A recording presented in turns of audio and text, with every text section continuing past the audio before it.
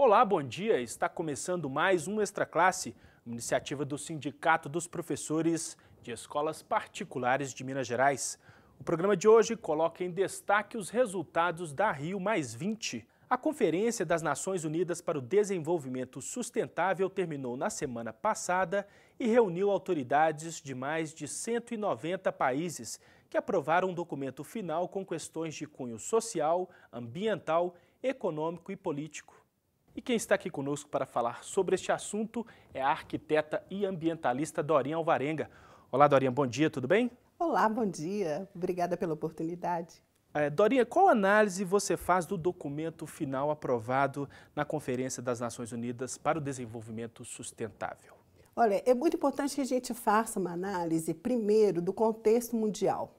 Se a Rio+20 tivesse partido de conferências nacionais, onde cada país pudesse ter discutido a sua questão específica e a questão geral do planeta, mas o que a gente viu exatamente na questão de finalização foi mais um jogo de diplomacia do que, na verdade, uma representação daquilo que os países já haviam discutido e que tinha uma visão em termos de desenvolvimento sustentável planetário.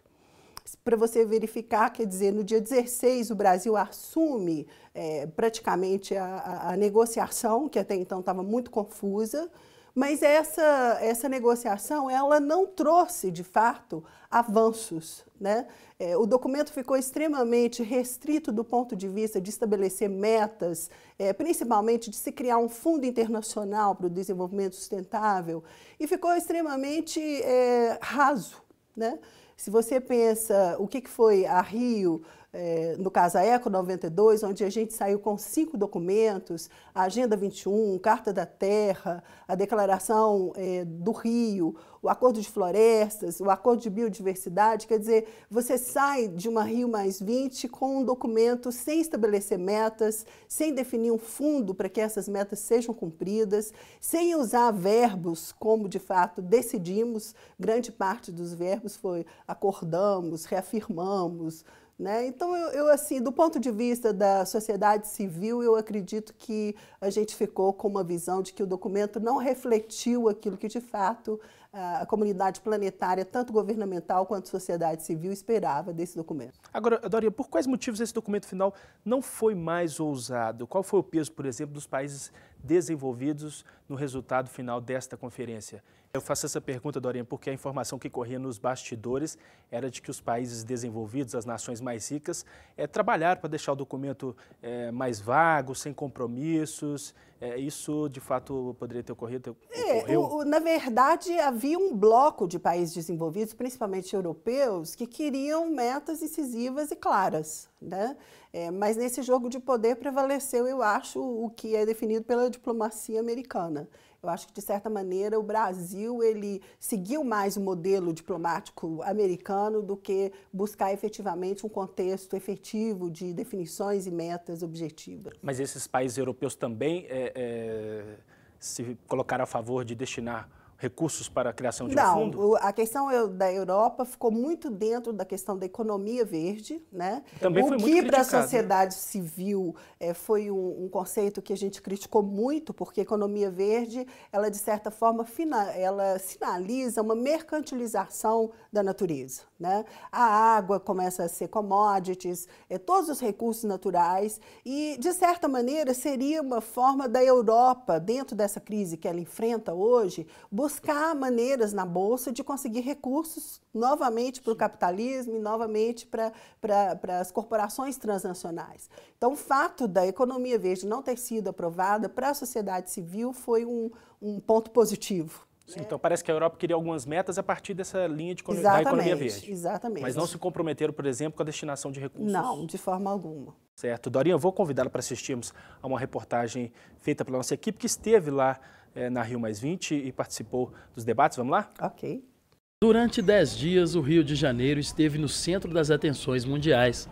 Entre 13 e 22 de junho, a cidade abrigou a Conferência das Nações Unidas para o Desenvolvimento Sustentável, a Rio+20. Delegações de mais de 190 países e entidades da sociedade civil desembarcaram no Brasil com o objetivo de discutir propostas e diretrizes para conciliar crescimento econômico, justiça social e preservação ambiental. Pelos corredores do Rio Centro, local onde o evento foi realizado, circularam cerca de 45 mil pessoas de todas as partes do globo. Gente de várias nacionalidades que veio aqui deixar o seu recado sobre o futuro do planeta Terra. E que não é o dinheiro que faz girar o mundo, mas sim a natureza e o bem-estar das pessoas. Nuestro objetivo principal é impulsar os direitos humanos em las políticas nacionales e internacionales sobre bosques e sobre o meio ambiente e o desenvolvimento. Entre as preocupações da conferência, problemas graves, como a extrema pobreza, que atinge 1 em cada 5 pessoas no mundo, a conservação da biodiversidade e mudanças nos padrões de consumo. Para se ter uma ideia, para que a população mundial sobreviva até 2030 com seu modo de vida atual, será preciso produzir mais 50% de alimentos, 45% de recursos energéticos e disponibilizar 30% a mais de água. Hoje, somos 7 bilhões de habitantes e a previsão para 2050 é chegar a 9 bilhões de pessoas. Boa parte das discussões ocorreu nos encontros Diálogos para o Desenvolvimento Sustentável.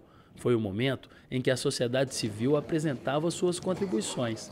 Enquanto isso, representantes governamentais se reuniam a portas fechadas para negociar o documento final.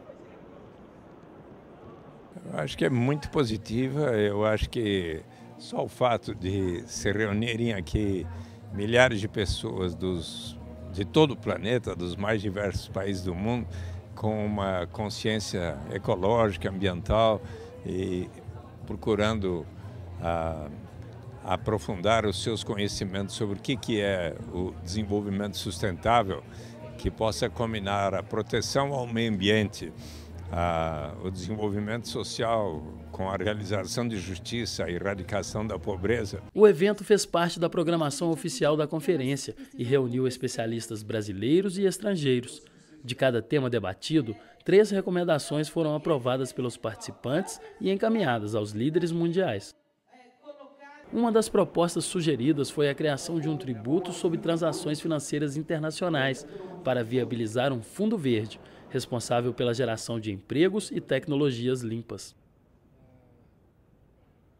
Rio+20 é um processo da ONU, onde nós podemos participar, mas dentro dos critérios que são muito conservadores, e nós da sociedade, precisamos aprender a furar esses bloqueios. Mostrar para as Nações Unidas que nós não somos parte interessada do processo, mas somos protagonistas do processo de sustentabilidade, principalmente em relação à natureza. Realizada 20 anos após a Rio92 e em meio a mais uma crise financeira global, a Rio+20 também ficou marcada por protestos, mais de 5 mil atividades paralelas e pela celebração de 705 compromissos voluntários entre empresas, governos e sociedade civil, num montante de 513 bilhões de dólares.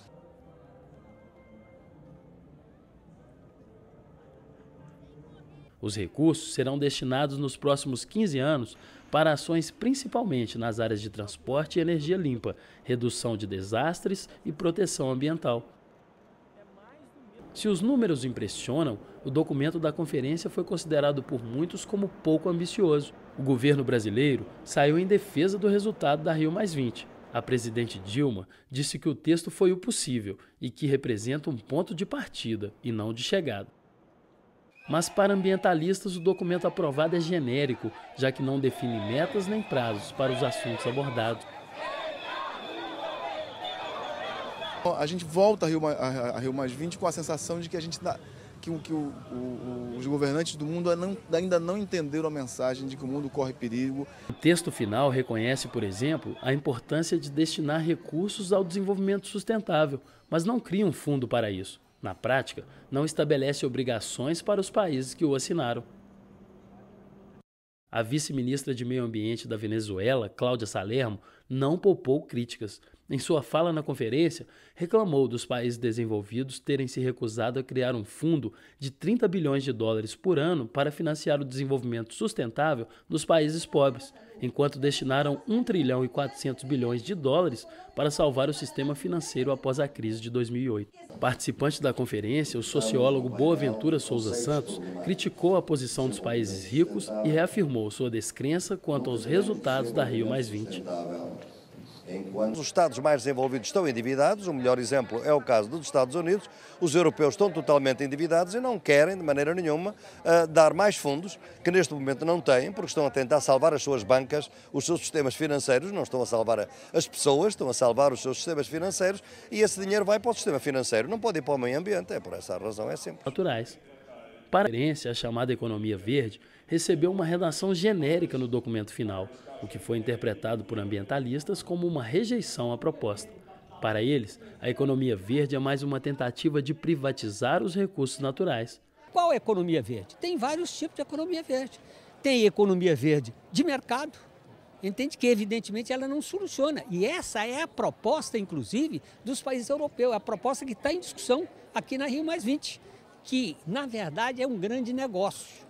É uma tentativa de sair da crise dos países europeus, vendendo para os países do mundo inteiro tecnologia, vendendo exatamente equipamentos da chamada economia verde, né?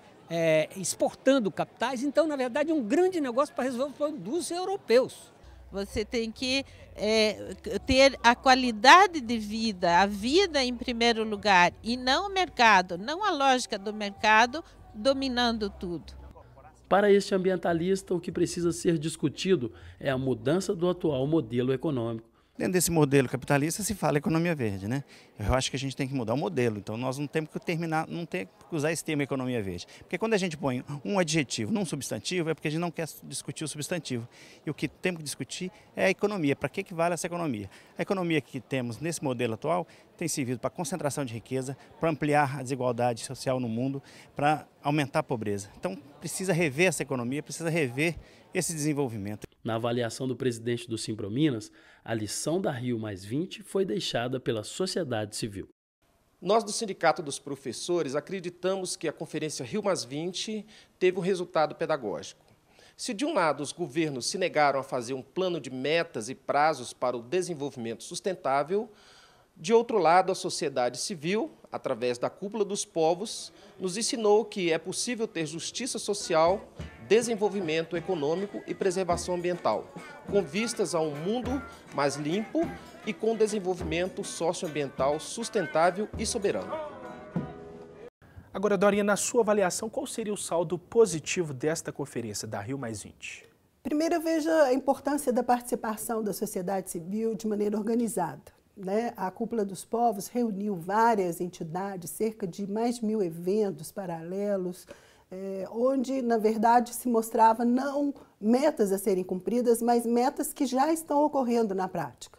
E mesmo na questão governamental, quando você reúne aí 45 mil pessoas, que foram o número de pessoas dentro do Rio Centro, discutindo a Rio+20, não tem como essas pessoas saírem de lá da mesma maneira que elas entraram, né?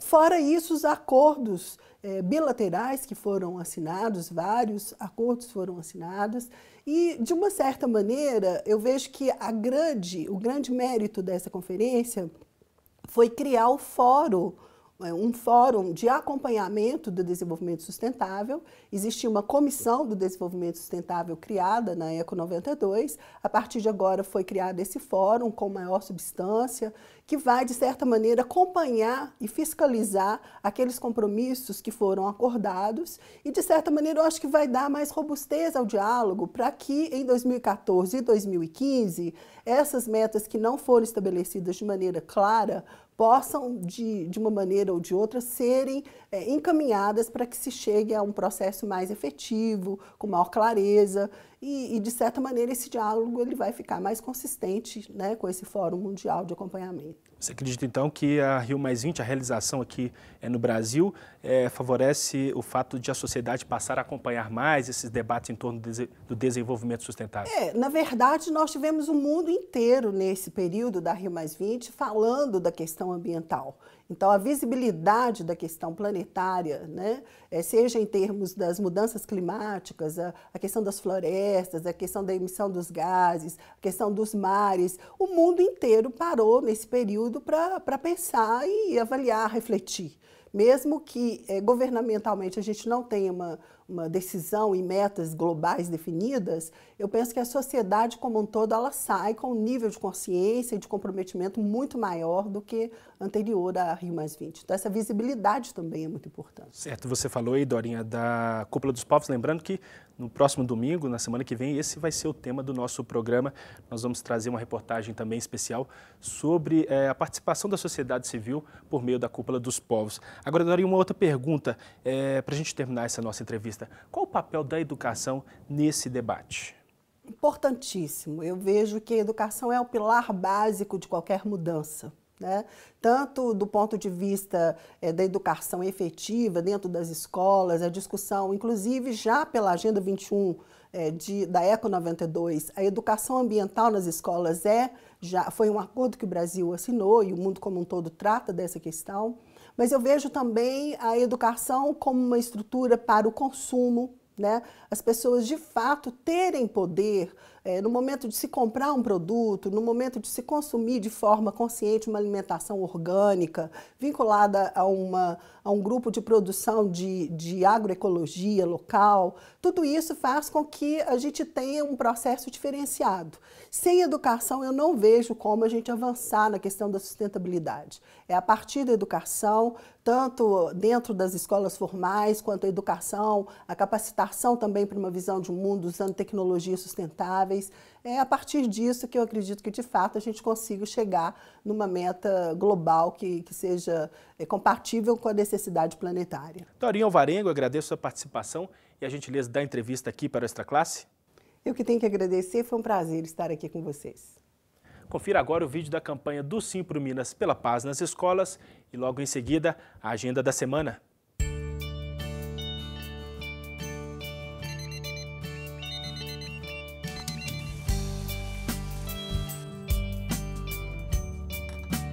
Tem algo errado quando em dia de prova o professor fica mais nervoso que os alunos. Tem algo de errado na escola. É hora de corrigir.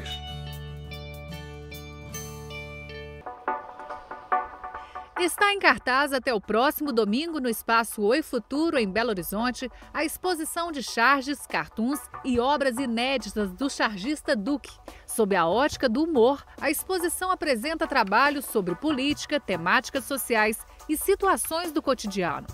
A entrada é franca e a visitação está aberta ao público das 11 da manhã às 6 da tarde. Mais informações em www.oifuturo.org.br. Em Poços de Caldas, o projeto Cinema, Luz e Reflexão exibe nesta terça-feira, às 8 horas da noite, o filme Queime Depois de Ler, dos irmãos Coen. A obra traz a narrativa de um ex-agente do Serviço de Inteligência norte-americano que decide escrever suas memórias documentando os segredos do governo. O Cineclube Cinema, Luz e Reflexão é uma iniciativa do Simpro Minas e do Instituto Companhia Bela das Artes e funciona no prédio do Manhattan. A entrada é gratuita. Mais informações em www.simprominas.org.br. A gente fica por aqui, mas para saber mais sobre o Sindicato dos Professores, é só visitar o nosso site. Sua participação é muito importante. Envie sugestões e críticas para o endereço extraclasse@simprominas.org.br. Um grande abraço e até a próxima semana.